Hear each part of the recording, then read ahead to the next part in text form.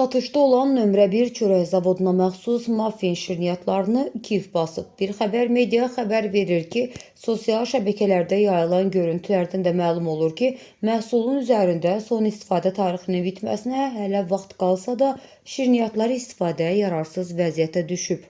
Alıcının bildirdiyinə görə məhsul istehsal tarixindən cəmi 5 gün sonra kiflənib. Bu isə şirniyyatın hazırlanması zamanı istifadə olunan xam malın keyfiyyəti və saxlanılma şəraiti ilə bağlı ciddi suallar yaradır.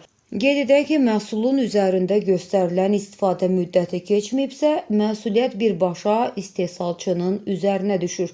Qeyd olunur ki, əgər məhsulun son istifadə tarixi keçməyibsə və buna baxmayaraq kiflənibsə, bu artıq istehsal prosesində və ya qablaşdırma problemi olduğunu göstərir.